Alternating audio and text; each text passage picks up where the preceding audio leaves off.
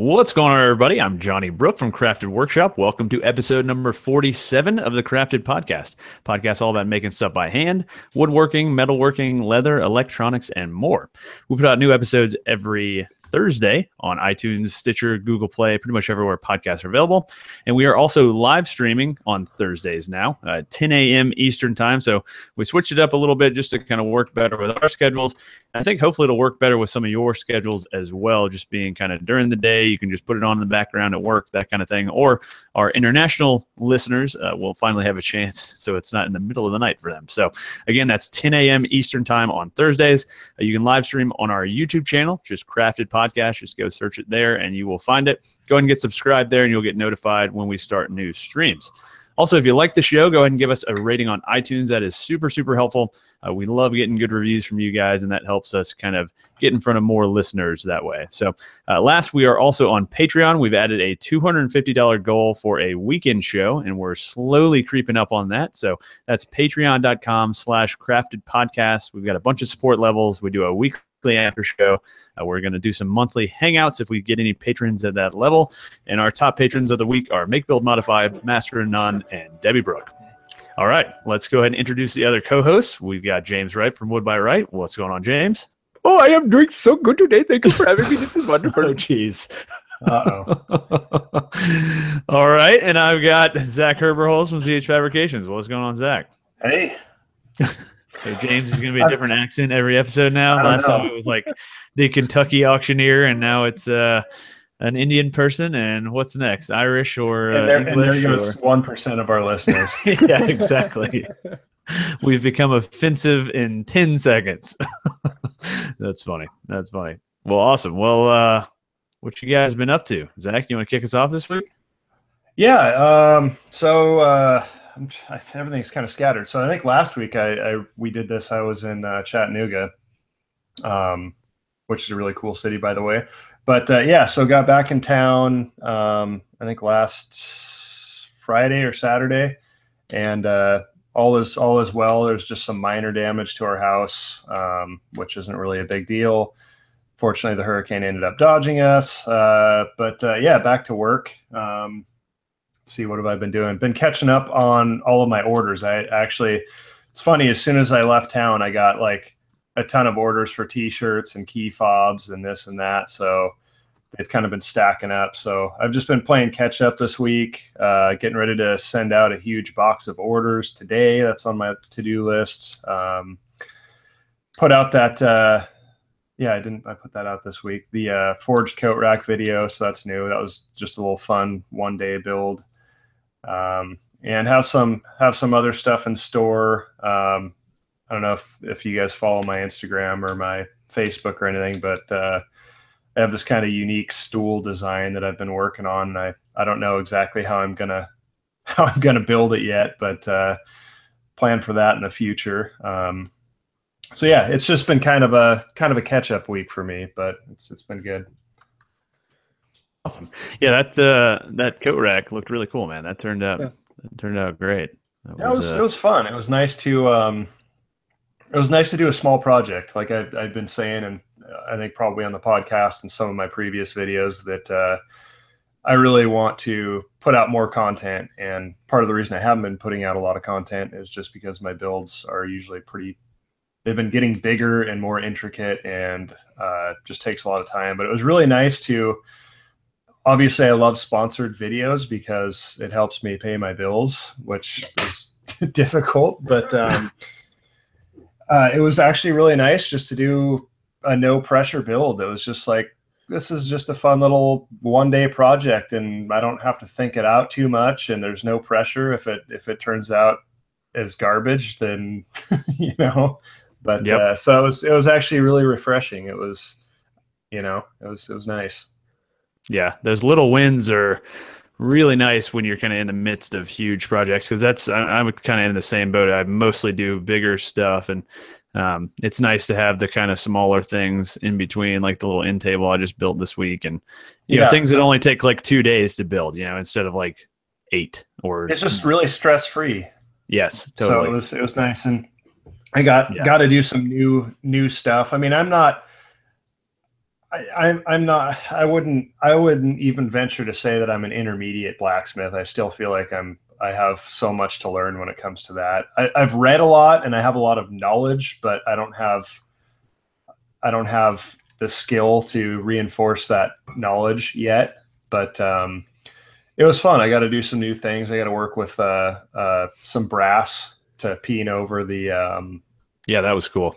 which was cool, and that was a whole new thing too, because from what I've read and what it seems to be true, brass is like the opposite of other metals in the fact that like the more you hammer it, the more brittle it gets, and actually you heat it. When you heat it up, it like anneals it, so that it doesn't. It takes the brittleness out. I don't think that's the correct way to say it, but it gets work hardened. So when you hammer on it and peen it over, it starts getting really brittle and it's really liable to crack. And it took me about 2 or 3 pins to realize that, you hit it a bit, heat it up with a torch a bit, and then you can hit it a bit more, and it makes it more pliable. Yeah, exactly. So that was cool. And just texturing the face where the hooks go into, I'd seen that somewhere, and I'd never done it before, and I thought, well, I'll give it a shot, and it turned out really, really neat, I thought. So yeah, no, that was a good build, man. That's it's one of those ones that would, I feel like, make people want to get into blacksmithing, because it's like more approachable than forging a knife from a, you know what I mean, like, or something that like just takes a lot more like precision, you know what I mean, like that thing is so much more like you just think of a shape and it doesn't have to be exact, or like just kind of roll with it, because to me blacksmithing is hard to do like super precisely. That's like the hardest thing it is. And like I've finally gotten to the point, like yesterday I had to batch out a whole bunch of those key fobs for the orders, and I feel like finally, after probably making like 50 of them, I can finally do it without a template, to where I know the curve in my head. I can hold it up and say, oh, that needs to bend more here or there, which sounds simple, but it's really, I mean, curves are weird. Like people have a weird relationship with curves and circles. Like we are really, really, really good at spotting imperfections in circles, but we are really terrible at drawing circles. So it's like this weird conundrum of, when you're doing sweeping or swooping curves and circles, it's easy to tell that they don't look right, but it's really hard to find out why they don't look right. And I feel like after making so many of those fobs, I've finally gotten to the point where I can hold the thing up and be like, oh, it's too much curve here and not enough curve there. So I've finally gotten to that. And I feel like that's where it gets fun, is when I feel like I'm starting to finally get enough skill to where I know what I'm doing and I'm not just hitting stuff around in the wrong direction and getting aggravated. It's there's definitely, with blacksmithing, I feel like it is one of the most frustrating things to start learning, because you know what you want to do, but you can't do it. I mean, like you want something to bend a certain way, and you have to bend it all the wrong ways several times before you figure out the right way. And just like getting the order of operations down too, like you have to like do the upsetting before the bending, or what I mean, like whatever it is, I think it's easy to get to a place where it's like, oh, now I can't do that thing I wanted to do, like if you want to do a twist and you've already made it like a hook or something, like it's just figuring out the right order. Yeah, you definitely have to plan things out, but I think that's the same as anything. I mean, if you're making a joint or something, you have to figure out what kind of paper to use and how much. Never mind. Yep. Anybody? Sorry, I was reading the live chat. I've been working on some things. Oh yeah? Well, what you been working on, James? Like my French cleat wall, which is turning into my dresser. Yeah, I was like, shouldn't that be a pretty quick little build to knock out? Well, that's one of the funny things I was thinking about the other day is most French cleat walls, making the actual cleats that go on the wall is like the opening to the video. It's running a sheet of plywood through a table saw and it's done. Exactly. Screw them up and voila. Yeah. Whereas for me, I haven't seen anyone else who makes 8-foot long cleats with hand tools and puts them up. And so Nobody's it was a whole crazy lot enough of to do that. That's probably why. yeah. Well, it's just a whole lot of experimenting and trying to Yeah. find a way that I really enjoyed. And so the video was showing the way that I found, but then also talking about other possible ways of doing it and why I didn't choose those ways. And so it's an entire video about making 7 boards with an angle on one edge, which is it should be interesting. But that should be out Saturday.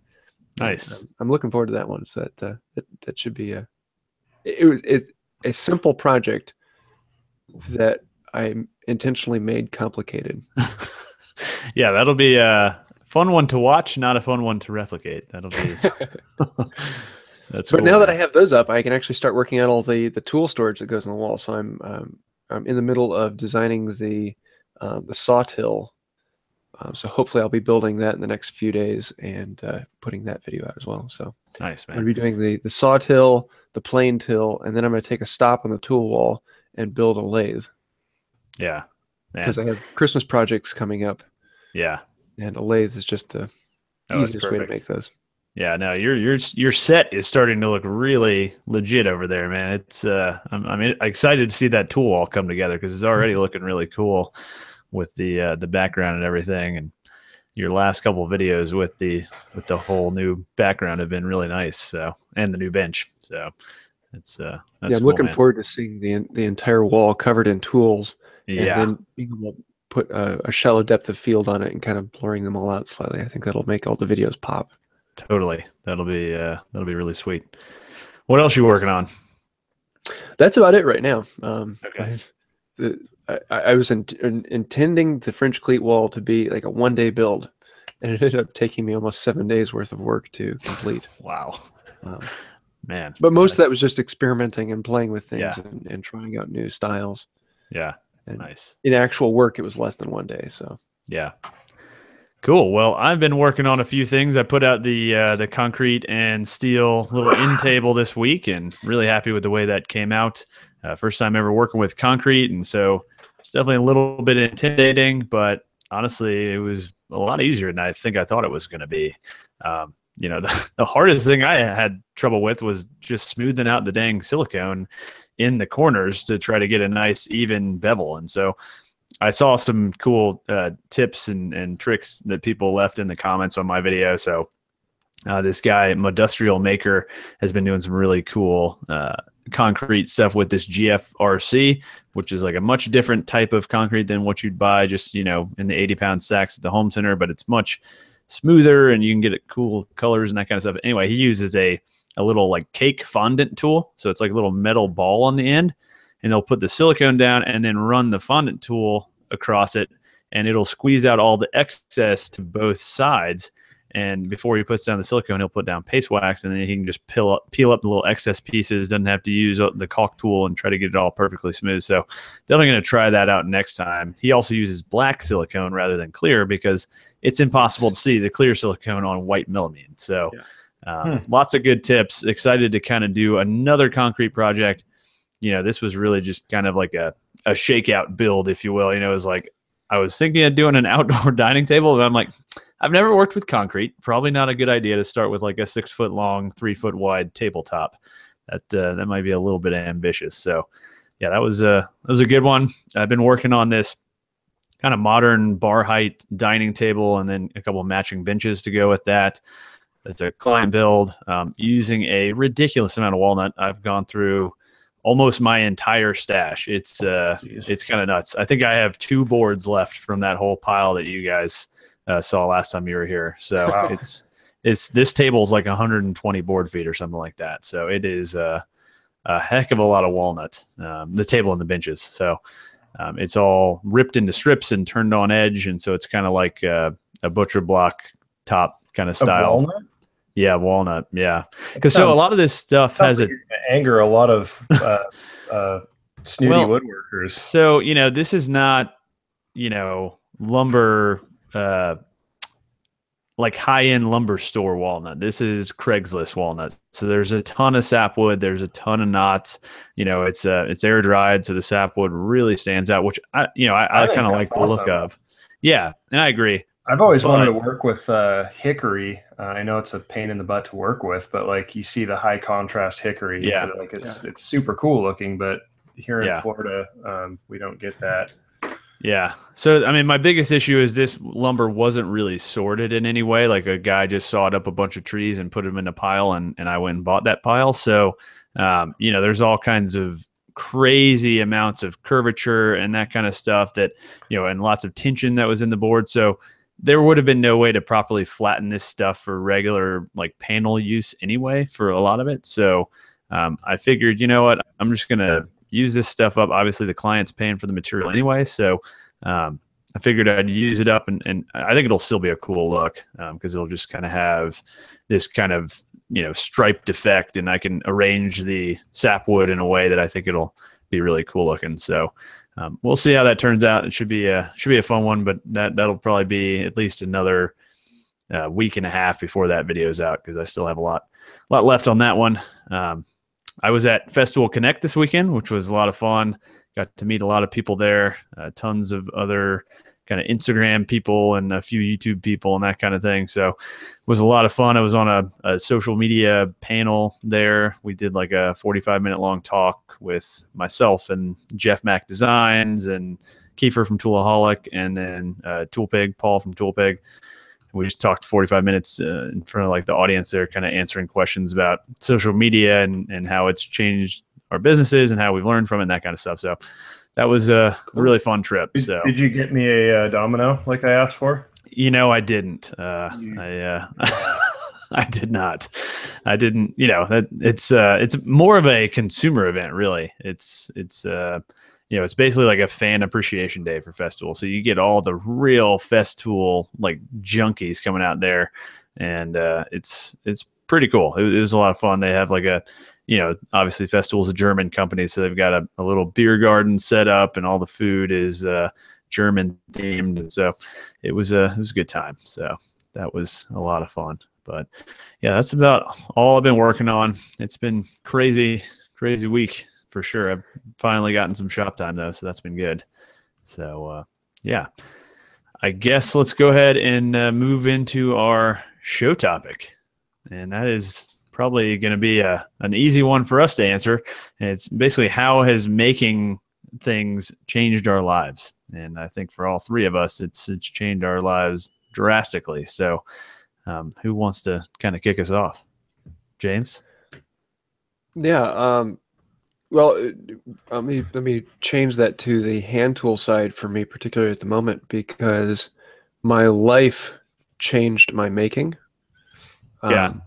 In that I used to be power tool, but then I got kids and I became a stay-at-home dad, and all of that led into changing how I made things to fit my life.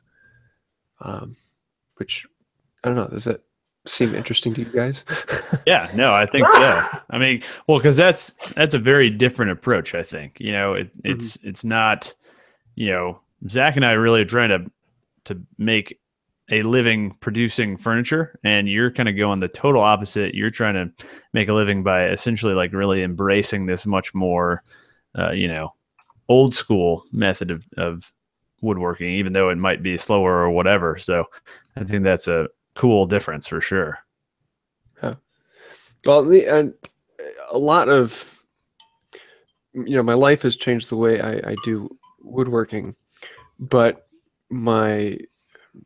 I found that a lot of things kind of go back and forth. Like anytime I change something in my woodworking, it then affects how our life comes out. So, like for instance, when I switched to doing 3 videos a week, and actually spending more time in the shop, that then meant I had to do more negotiation with my wife about, when can I actually spend time in the shop and when do I spend time with the family, and being clear about when she was okay with me being in the shop and not being with the family. Because I think without that communication, it became me sitting and wondering if I'm making the family feel like I'm abandoning them to come down to the shop. So it was a lot of being clear with them that I'm going to be there then and not with them. Yeah. Yeah. And No, then I've also heard. the Oh, go ahead. converse of, when I have time with them, I set that aside, and that's time with the family. Yeah. Yeah, no. And I mean, that's something I heard kind of Bob mention in his Bob from I Like to Make Stuff, his kind of when he was getting started, he was spending time in the workshop because it was kind of an outlet for him to get off of the computer, but it's sacrificing time with the family. So having to figure out a way to make that outlet, something that could be a little more useful, if you will. That's definitely that would be a struggle. And I know obviously everybody, all of our listeners who don't do this full time, that's the constant struggle is finding that shop time and, justifying that shop time. So, yeah, I think once you have kids, that's going to be a game changer, whether it's your business or not.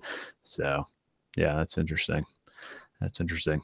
Zach, what about you? How has making stuff change your life? I actually enjoy living now. Like it was that bad. Like it really was. Like I know not to be too dramatic, but I always like up until working for myself and not having to deal with the whole bureaucracy of working a 40-hour job and doing what always for me was just remedial work and pretending to work. That's what most of my experience with work has been, is that you pretend to do stuff all day long. And in reality, and then you come up with a better way to get the work done, and you tell your superiors and they say, oh, that's a great idea, but that's not how we do it. Exactly. And it's just frustrating. I just always felt like I was treading water and like just smacking my head up against a wall for 8 hours a day. And and this has been like a revelation. I mean, it's like being self-employed is one of the most life-changing things that has ever happened to me. I enjoy every day. I look forward to every morning, and it's just a total life change for me. And I mean, it's even like, even with just confidence and stuff, like I just feel so much better about what I do. And like, I'm happy to meet people and tell them what I do. And people Yep. are interested in what I do, like genuinely interested. I mean, you meet people and, eventually that comes up in the conversation of what do you do? And I find now that people actually want to know what I do. And they're like, oh, how does that work? What do you do? That's awesome. Blah, blah, blah, blah, blah. Whereas before you just get the, oh yeah, that's cool. Yeah. My cousin did that for a while. And It's nice but, when your work has meaning to you. yeah, I mean, and I'm Yes. excited to talk about it with people and tell people. And it's just, I mean, it feels good. I mean, that's honestly, I mean, it's as ridiculous as it might sound. Just like self-esteem and just happiness on a day-to-day level is Not at all ridiculous, man. I I think mean, that's one of the most rewarding things. We're doing something we're all competent at. That's I that's a mean, pretty yeah. exciting thing. And I feel like people are like, we're meant to take pride in our work, and Yep. we're meant to be proud of what we do. And you spend, when you sit down and do the math and you figure, all right, you work 40, maybe 50 hours a week. It's nowadays it seems like nowadays everybody's on salary so that they can get them to work more hours and pay them less. Yep. It seems like the loophole of the past 10 years is everybody's Yes. some form of manager. Like you go to a gas station and everybody's like the shift manager, and there's only Yeah. one person there. I mean, it's like That way you everybody don't have has to pay overtime. yeah, everybody's a manager or an engineer that's not really an engineer, or like some lofty title, and then they get a salary and they work them to death.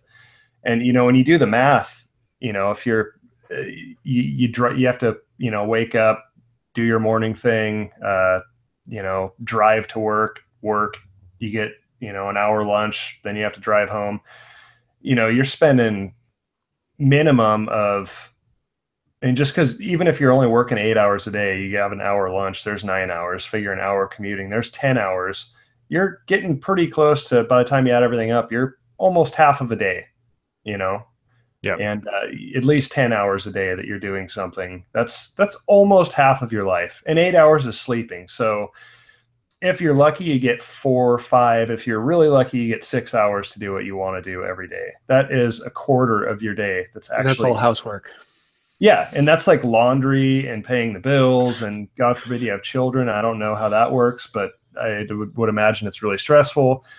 I mean, even, so like I said, if your average person that's working a full-time job is getting anywhere from maybe 3 to 6 hours a day to themselves, which is nothing, I mean, of your life. That's such a small percentage. So if you're going to be doing something, you have to be doing what you like, Yep. And it was, go ahead. I could also change that up slightly, because making isn't just hasn't just changed my life for my job's sake.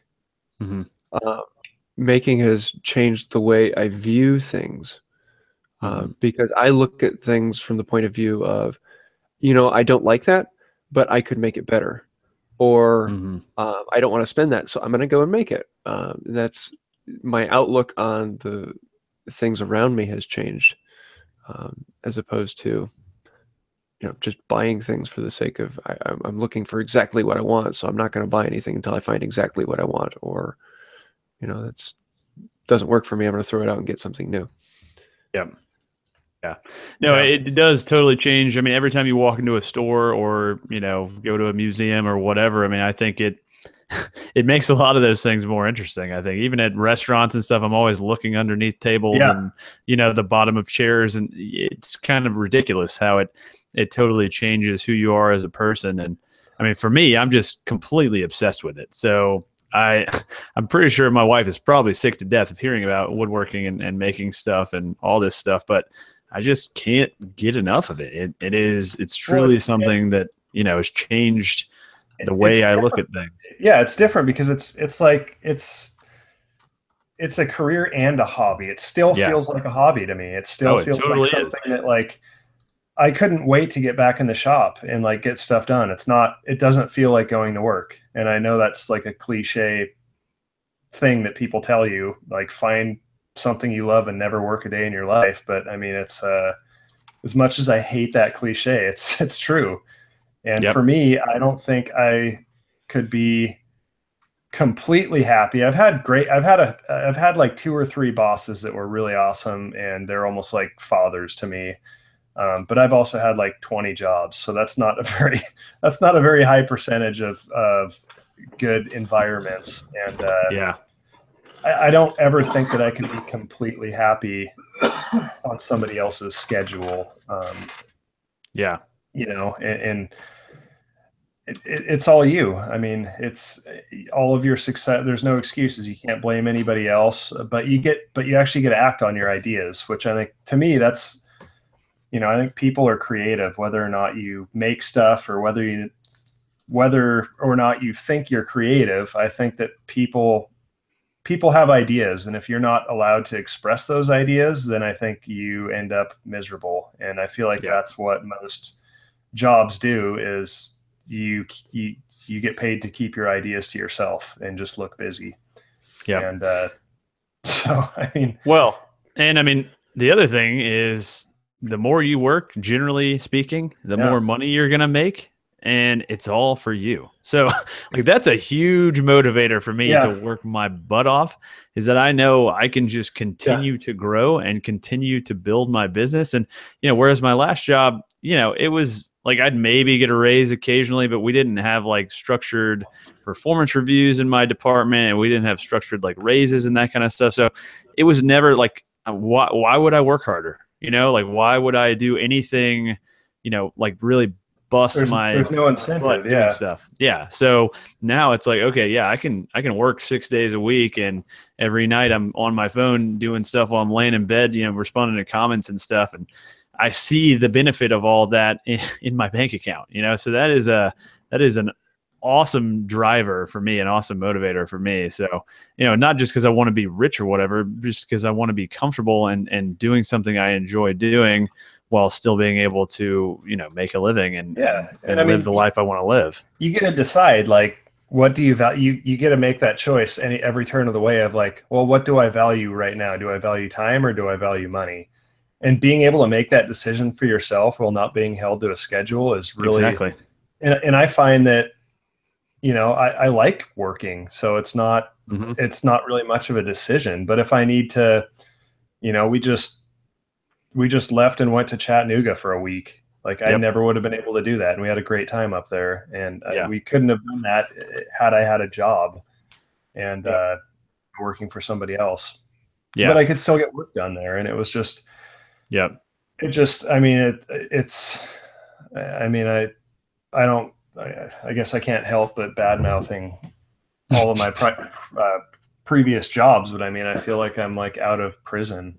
Yeah, I mean, even if they weren't bad, it's not really. I mean, I think some of it's making, but a lot of it's just working for ourselves. I think that's probably been the biggest change. That you are the ultimate deciding factor, and when things succeed, it's because of you, and nobody else can really take credit for that, because at the end of the day, it's your business, and all of us do this by ourselves. So it's pretty awesome. I mean, I think for me, the other big thing is like just the tangibility of what we're making. Before I was a computer guy through and through, so like I could make some cool videos and cool websites and stuff like that, but at the end of the day, like, I was proud of that work, but it's not the same as having some really cool thing that's sitting in front of you that you can touch and look at. And, it's like just a totally different feeling. And, when people come to visit and things like that, it's just, I don't know, it's a really totally different experience, and just so much more rewarding, in my opinion, than just, making digital things, which is what I was doing before. So. Yeah. And the neat thing for me is, like I kind of touched on earlier, is like every job that I've had before, like I feel like I'm out on the floor and I can come up with a better system or a better way to get things done. I'm like, what would make my job way easier and more efficient is if we did this instead of the way we're doing it. And nothing ever came of it. And, when you're stuck there for so many hours a day, it doesn't matter how much work you get done. Like you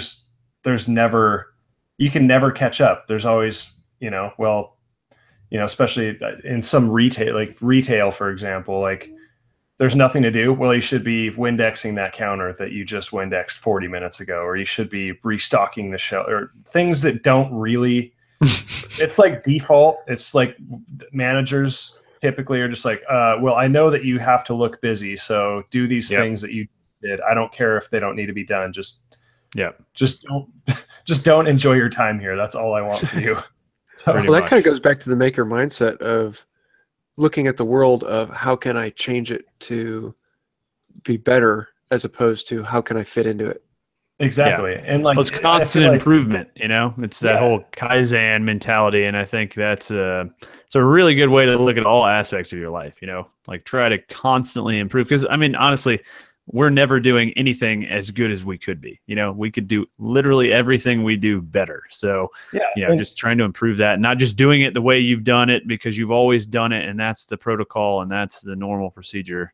And there's, the incentive of, I always like the idea. And it never actually happened, but I'm like, God, what if I had a job where if I could get 8 hours of work done in 3 hours, I could have 5 hours to myself.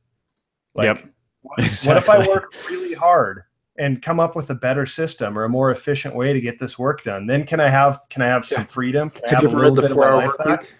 Yeah, no, but when you're you should. You got to read that book. The 4 Hour Work Week is like, awesome. That's awesome book. Yeah. But when you're working for somebody else, it doesn't matter. It doesn't matter if you get everything that you need to get done all day done in 3 hours. Then guess what? Then you're bored Windexing the same counter for 5 hours, or, like out of your mind looking at the clock, and that's not how we're supposed to live, man. That's just not what people are meant to do. Yeah. And now that I'm self-employed and doing this for myself, I can do that. Like if I want to wake up early, and just knock out all my work before noon for the day, I can do that, and it doesn't always go that way. Sometimes you end up putting in extra time, but you're in control of that. And I sleep way better. I know that's weird, but the fact that there's no pressure for me to go to bed at any time or wake up at any time. Now I go to bed early and wake up early, like no problem. But there's no stress. It's not like, oh my God. It depends for me. I don't know that I sleep better because I think a lot of times I'll lay in bed with my gears turning, because that's, of course, when my mind seems to turn on as soon as my head hits the pillow. So I do all my design work between like midnight and 3 a.m. Yeah, pretty much. I'm like, okay, it's time to go to bed, but I'm just going to hop on Pinterest real quick because I got an idea for a project and I want some inspiration. And then I've got like the whole thing planned out in my head by the time I go to sleep. And, it's it's good and bad. I find this kind of interesting because, Zach, it sounds like you really didn't like your last job. And Johnny, you were kind of ambivalent to it. But my last job was my dream job. That was literally the job that I dreamed about for years. And I finally got it. Well, mine was too at the beginning. But then 7 years later, I changed. And, you see, I think, any industry can look awesome. I mean, I was working for a freaking cigar company. You know what I mean? Like we did beer and liquor pairings. I was smoking cigars and drinking beer on camera, like every time I'd go to the office, and I was going to Nicaragua to the cigar factory. So to a lot of guys, that is an absolute dream gig. But with any job comes things that you don't like. It doesn't matter what it is. You could be, a beer taster for your whole life and it would still get old. So I think one of the big things that made it that much more appealing to me particularly is even working my dream job, it was a stagnant thing. It was a job that doesn't change. It was a position, whereas I can change what I'm doing to fit me. So if I get bored with what I'm doing, then I can change it. If I want to find a better way of doing it, then I can change it. It's not something that's stagnant. It's something that's constantly morphing and becoming who I am, because I'm a human being. I'm morphing and changing and becoming someone different. Yeah. Yeah. Well, and I mean, it's like I started out woodworking and now I've kind of started, the past couple of months really branched out into a lot more materials and mediums. And, it always keeps things fresh. That's the other thing is like when you're making stuff, don't get stuck making the same thing over and over again, because I think that will lead to burnout and boredom. Try new things, try new materials, concrete, leather, upholstery, metal, whatever. And that'll really, I think, reinvigorate you if you ever get in a rut with this kind of stuff, which is totally easy to do because, I mean, you're maybe scared to work with a different, material or a more advanced project and, worried about screwing something up. But, just go for it. What's the worst that could happen? Yeah. I mean, I feel like excitement is, that's by definition. I mean, if we want to be excited about things. And I feel like for me, that comes through exploration and new stuff. I mean, people get desensitized to the same thing, like you're saying. So I feel like if you're not, and I feel like that's where creativity comes into place. If you're not doing new things, if you're not learning new things, then what's the point? I mean, you have to figure out how to keep things interesting, and variety is the spice of life. Yep. Cool. Well, you guys good on this one? We got a bunch of questions actually. So sure, sweet. Cool. All right. So first, a couple of people actually responded from last week's or 2 weeks ago's show where we talked about druthers, and I forgot to talk about them last week. So Ryan Wall and Seth Anderson, thank you both for writing in. Evidently, it's like the origin is people in England would combine the words "I'd rather" and like they would pronounce it "I'd rather," and they would combine them and it would just say druther. So there you go. Yeah, somebody sent me an Instagram message that said that, and it was cool. Yeah, that was kind of funny. So that was a good one. Thank you guys for writing in there. I think is it etymology? Is that or entomology maybe, or I don't know. The origin of words. Yeah, and that's really like for as drab of a idea as that is, like it's really interesting. I feel like figuring out like how weird words came about. Zach, totally. Entomology is the study is insects and insects. Yeah, etymology. Etymology, correct? Yeah. There you go. Yes, totally. I don't know my mologies very well. All right. Okay, we got a couple more. Make Brooklyn asks, so in the woodworking world, there are two basic divisions, kind of many beyond that as well, he says, but basically power tool and hand tool. Is there something analogous in other areas like metalwork? And we're kind of talking about this in the live chat, and I think, to me, the biggest comparison would be like traditional blacksmithing versus welding, and they were kind of talking about knife making and basically stock removal versus actually forging a blade and that kind of stuff. So what do you guys think? I guess the blacksmiths are the hand tool, old school, get off my lawn guys of the metal world. I think that can be easily broken up the same way that I break things up. Does it use electricity or not? Mm-hmm. If it uses electricity, then it's newfangled. I don't know. I mean, they're totally different. I feel like they're totally different categories. But within each category, there's going to be subcategories, and I don't think any of them are better or worse. But like even with blacksmithing, you have like it has to be hand forged, and then you have the people with the power hammers, and you have the people that build knives, and then you have the people that do ornamental stuff, and they're totally different. Like, I mean, it's apples and oranges. And you have blacksmithing and you have metalworking, fabrication, which I feel like are two completely different skill sets. I mean, they intertwine a lot, but they're two totally different skill sets.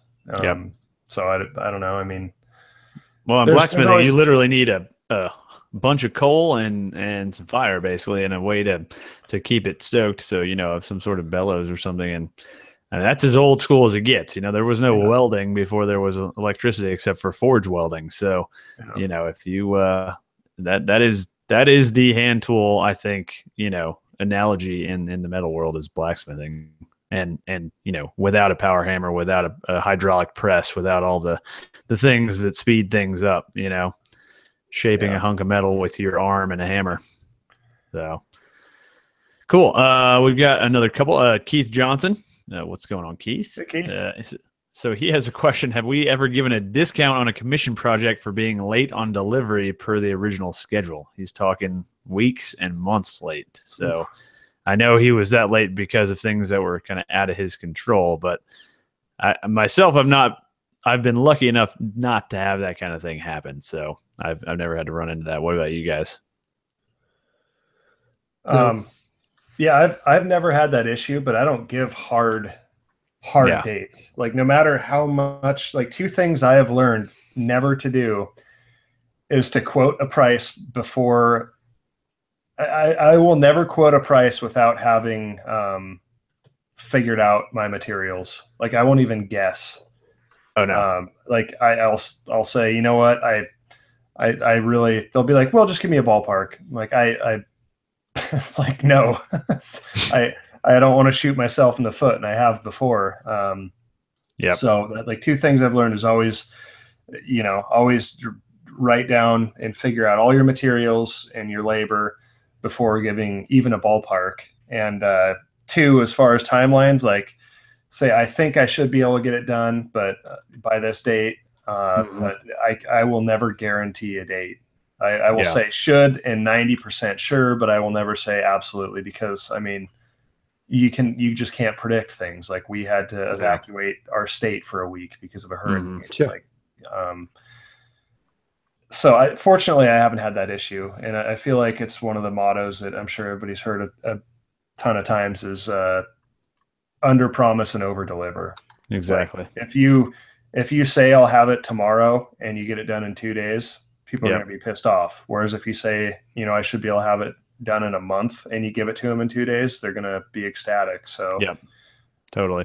Yeah. I really grappled with that early on with giving way too specific deadlines for things that didn't need specific deadlines. And then I'd have to keep pushing them back. And it was not a good thing, especially for this kind of stuff. I think, very rarely do things like this have a super hard deadline. I mean, the one exception I've had is when I was doing those bathroom vanities. Basically, I had to have them in so that they could get the plumbing installed and then get basically the campers in there. It was for like a summer camp the next week. So I could not be late. So that was why I had to go into hyper crunch mode and hate my life for a couple days. But yeah, avoid that if possible. All right. I think we'll save the other one for the after show from Sean. That should be a pretty good one for James to answer, I think. So let's go ahead and move into what we've been watching. And I'm going to go first this week because I stumbled across this guy. I don't know how. I guess a YouTube suggestion. The channel is called Wintergotten. And you guys might have seen this video. It came out a little while ago. It's hugely, hugely viral. It's called the Marble Machine. Oh, yeah. Oh my God, it's like the coolest thing you've ever seen, but he's rebuilding it using much more, much better techniques. So his friend has a CNC and they're really doing it right. Whereas the last one was kind of, ghetto rigged. And if you watch the behind the scenes stuff, it like barely worked.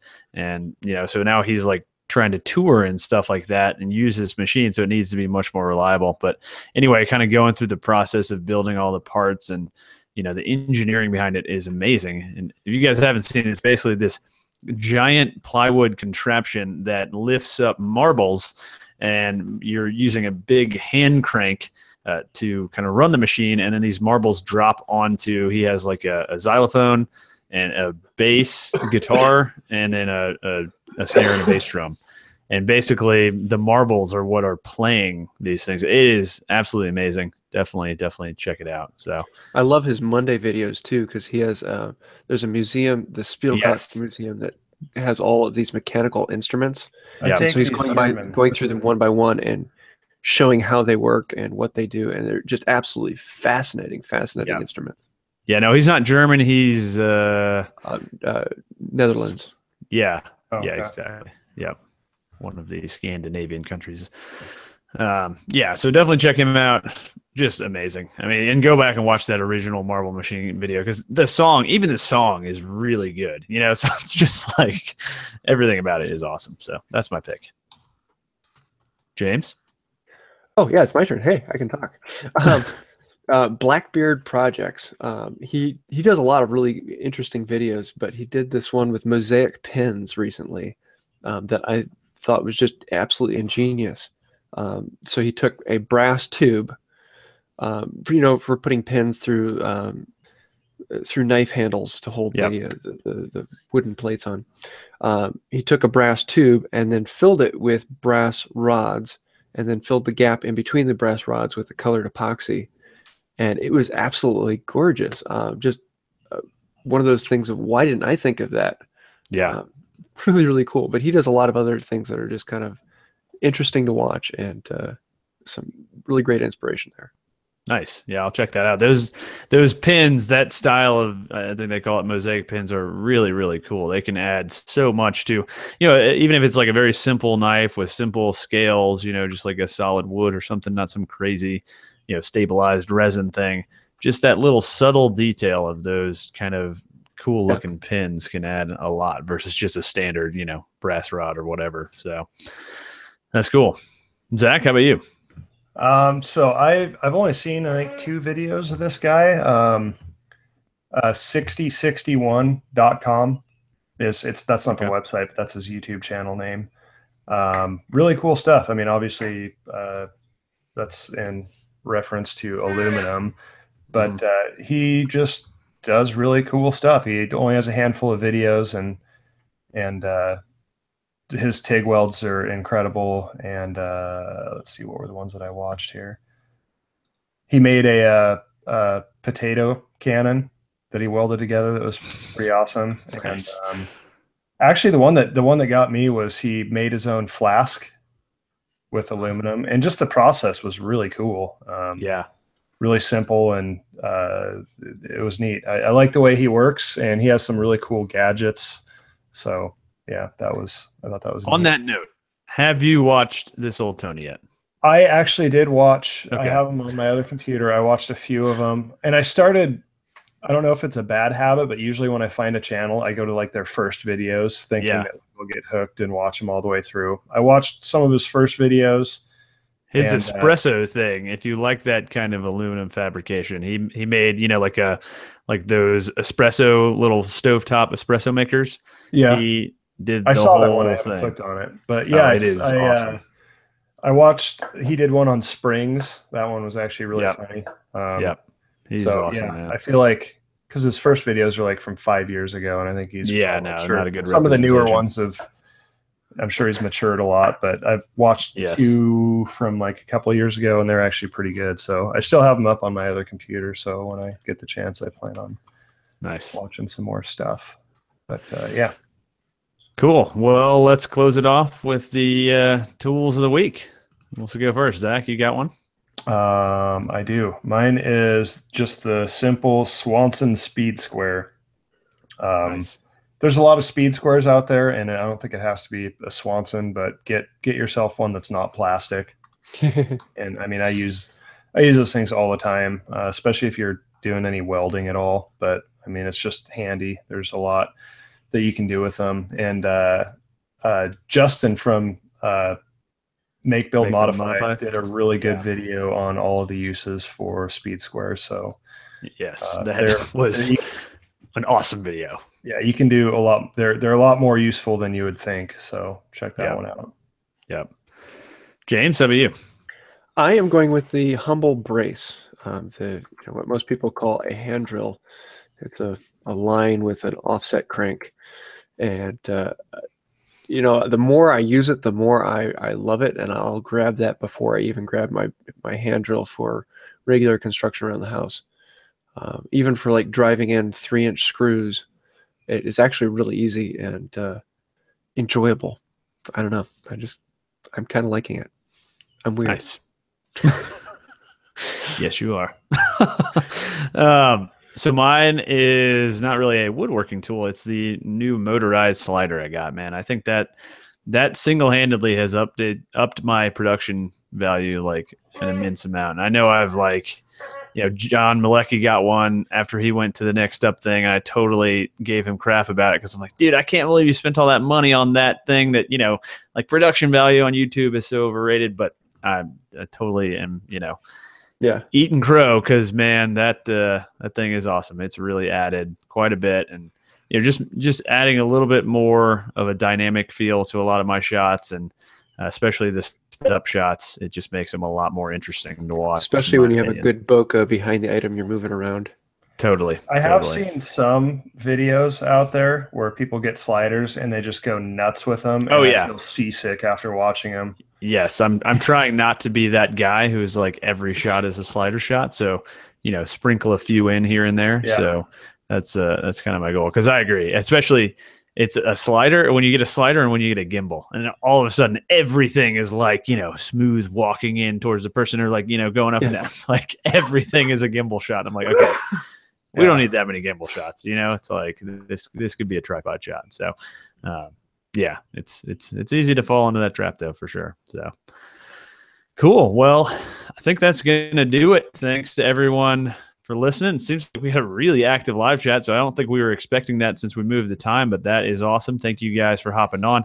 I think all of us were kind of hoping it might work better with people who have a regular day job, where they can listen in at their desk, and that seemed to be the case. So again, we will be streaming on Thursdays at 10 a.m. Eastern time on YouTube, Crafted Podcast on YouTube. Go ahead and get subscribed over there.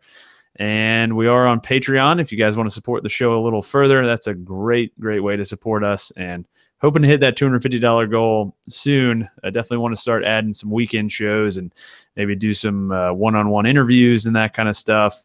Like I'm going to be in California in a month with Chris Salamoni, and I'd love to do kind of a deep dive with him, how he got into all this stuff. We've already had him on, but just get a little more in depth about that. So I guess until next week, happy building, everybody. See ya. See you later, guys. All right, let's get into this after party. So we've got.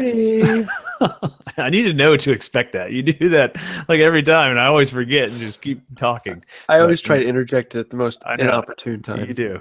You. What does the interrupting cow say? Right. That's the old joke. It's one of my favorites. Yeah. So we've got. What was the outburst that you had at that restaurant in Oklahoma? Oh yes, how do you sell a chicken to a deaf man? Oh my God, that was like scarring. I feel like on my deathbed, That's going to be one of the things that flashes before my eyes, like right before I take my last breath. That was an incredible experience right there, because I was at the other table. I was not there listening to James, and then all of a sudden, I mean, people across the room were enjoying. That's exactly in the movies when something happens and like the music stops and it gets quiet and everybody turns around. The record, pull the needle off the record sound effect. Yeah. It's that moment. All right. So we've got one from Sean Fushi, I guess is how you pronounce his last name. It's probably Fushi. So he says, James, I was given an old Fulton #2 hand plane. I want to restore to use with my kids, but the tote is broken in half. Would you suggest just making a new one or trying to repair it? So, James, I highly suggest making a new one. Number one, making a tote is, and for those of you who don't know, a tote is the rear grip on a plane. Don't call it a handle; it's a tote. Otherwise, you'll get ridiculed by all the purists out there. But making that is actually a fantastic skill building exercise, because you can instantly tell the difference between a cheap plane and a good quality plane by the tote. And that being that if it was a cheap plane, they cut out the shape of the tote and then they run around it with a router. And so you'll have the same radius at all points where your hand touches it. Whereas if it was handmade, the radius changes constantly over the handle to fit your grip. And it's something, once you notice once or twice, it becomes extremely obvious. And you also see this with hand saws, because it's something that you can't easily make with a power tool to change the radius at different points on the grip. And learning to do that by hand with a rasp and spoke shave and files is a great skill builder. And once you've done it once or twice, it's kind of like a game changer. It opens your eyes to other possibilities in woodworking. Yeah. So yes, definitely make it. If it's for your kids, it's a great chance to experiment. And if it's not perfect, oh well. The kids aren't going to know the difference. Exactly. Well, and I think you can do that with a lot of your tools. Just customize them to work with your use cases. If you're not worried about resale value, I guess that's always my struggle. Is like, I kind of want to change this a little bit, but then what if I ever get a new tool that I want to sell? That's why I haven't spray painted everything white yet, like Jimmy. I'm like, well, what if I ever need to sell this tool? Yeah. But anyway. Well, and the other thing is that once you get used to the feeling of a grip that has been carved and shaped to a hand, you feel a cheap grip, and it's just it feels horrible all of a sudden. And it's this grip you may have been using all your life, but until you know what a good grip feels like. And it's not a finger-shaped grip like you see on hammers where it has a nub for each of your fingers. That's not a good grip. Those feel horrible once you've experienced something that's a good grip. Yeah. So yeah. Cool. So we got one from the Duck, who is a regular live chat listener. So thank you for that. And basically he's asking, how do we keep our kind of working time in balance with our working from home life? And I think we've covered that in a couple past episodes, kind of staying organized and work-life balance and that kind of stuff, because that is definitely one of the more challenging things about working for yourself. Is there are a lot of tempting distractions at your house, whether that's a new show on Netflix or whatever, new video game system, whatever. By the way, exactly, Rick and Morty. Yes, exactly. So that's funny. Yeah. So the Duck, I would definitely recommend going back and checking those out. All right. One last one. Brian Flick. He asked, what was our aha moment when we realized we could be a maker full time? Yeah. My wife, I don't know if any of you guys watched that Q&A video I did, but she literally came in, woke me up and said, you should quit your job. It was like one of those moments you just like dream of, it's like, you've supported me for all these years through graduate school, and now it's kind of your turn. So that was the moment for me, because, I knew from the beginning that I could make it work just because, I'm good at marketing and stuff like that. So I kind of figured I could figure it out, but having her support was really the moment. So what about you guys? For me, it was Um, well, I originally started putting out videos just for my own fun. I like to see, I like to catalog what I do, and that's just, I enjoyed that. And then someone found my videos, and it was like, wait, other people actually want to watch this? I mean, who out there really cares about working with hand tools? And then kind of the aha moment was one day, I was, out in public, and a friend of mine came up to me and said, "Hey, I watched one of your videos." I'm like, "How in the world did you find one of my videos?" And he liked it, and it was okay, fantastic. And later that same day, my wife came up to me and said, "You've done a lot of crazy things that over the years that I just don't think fit you, but this fits you." And that day, I literally decided to. I went and cleaned up my YouTube channel, and then started making videos into a style and format as opposed to just information for myself. Yeah. And people still like it, which is kind of the crazy thing for me. Definitely. That's awesome. Zach, how about you? So I eased into it, and it was, I mean, from this podcast, you can tell how dissatisfied I have always been with other jobs. And I just couldn't take it anymore. I mean, like, I'm like, I need to figure out something that makes life bearable, because this is making it unbearable. And I love making stuff, and I just said, I have to do this. I have to make it work. There's no other choice. I have to do something to change my life, and started doing that. Got into doing it. Eased into doing it. Like, well, when I wasn't working, I was building stuff. I got some pieces into some. Started out with consignment shops. Then I got some pieces that I sold to some shops. Picked up a couple of clients. Sold some stuff. Just not much. I mean, nothing like too serious, just like to friends and stuff. And then my Siri just went off. I don't know what I just said. Serious. But, it'll do it every time. Yeah, I looked over and my phone had like 400 garbled letters on it.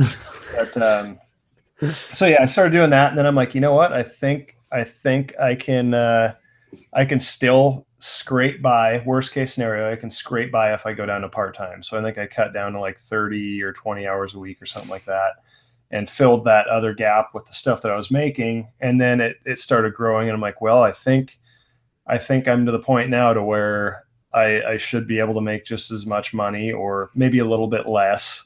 I should, bare minimum, I feel like I got to the point where I'm like, I'm pretty sure I can pay my bills every month. Maybe I'll have to eat top ramen, but at least I should be able to pay my bills full time. Even bottom ramen. Yeah, exactly. Yeah, it was more middle ramen, you know. Yeah, yeah. But so then yeah, I went into my job, and actually I said, I can't remember how it went. I said, I think I want to cut back to, because I was scared. I'm like, can I cut back to like 15 hours a week or something like that? And he's like, it's all or nothing. And I'm like, oof. All right, nothing it is. And that was like the big leap when I went from, because at least I had my foot in that door before then. I was like, well, if this doesn't pan out, I was lukewarm. I was like, well, maybe I shouldn't put all my eggs in this basket. And I thought, well, at least I have a couple of days a week here. So if I need to quit and come back, but when that happened and I closed that door, I said, no, I'm doing it. Like I can't be miserable anymore. And that was when everything got a lot better. So that's how it happened. And let me guess, you ended up actually working more hours, but enjoying it? Yeah. I mean, it doesn't feel like work. I mean, I have the freedom. If I don't, if I'm having a bad day, exactly. I can just say, no, I'm not, it's not worth it today. I'm going to go do something else, which rarely happens. It's beautiful outside and you want to take the kids for a walk. Yes. Or you have people in town, or, I mean, that the ultimate flexibility, that's probably the best possible thing. Yeah. So, because when you have options, you don't usually necessarily need them. I mean, but knowing that they're there, I mean, it's like when you're a kid and your parents say, okay, we're going out to dinner, do not look in the closet. Like the only thing that you can think, whether you do or don't look at it, like the only thing you can think about is whether or not you should go look in the closet. Yeah. And like when you're stuck somewhere, the only thing you can think about is like, what you would do if you could get out. And when you're at home and you go, oh, I totally have the freedom to eat potato chips and watch movies all day long. I'm not going to do it, but at least I have the option, and it kind of takes the pressure off. You know? Oh, I've done that. Oh, I have too, but Well, I have too. I don't usually do that, you know. But it's a Man, good I option. don't feel like working right now. I'm gonna go get a pint and Ben and Jerry's and watch some TV. Yeah, it's because it's like that's how you avoid burnout. Really, at the end of the day, if you try to force yourself just to work through those moments, sometimes like you will not do things productive most of the time. I mean, and I think that's part of the reason. Something that actually keeps it fun is that, like, if it's not fun, you take a break. And you can't do that with most jobs. You can't be like, You know what? Like, I'm really not feeling this today. I'll be back tomorrow. Like, you can't do that in most places. Yeah, no. No, you have to pretend you're sick. You have to come up with some elaborate lie. Yeah, and you keep. I mean, I feel like that keeps it more positive because you're not bringing. If something terrible happens, you just don't work that day, and you don't have to work through that, and you don't have those negative associations with your work because you work when you want to. Yep. So, yeah. Cool. Well, let's close out this after show, after party. Thank you to everybody who's supporting us over on Patreon. You guys are awesome. We are almost getting very close to that $250 goal. So, thank you for your support and keep it up. And I guess until next week, happy building, guys. See ya. Thanks, guys.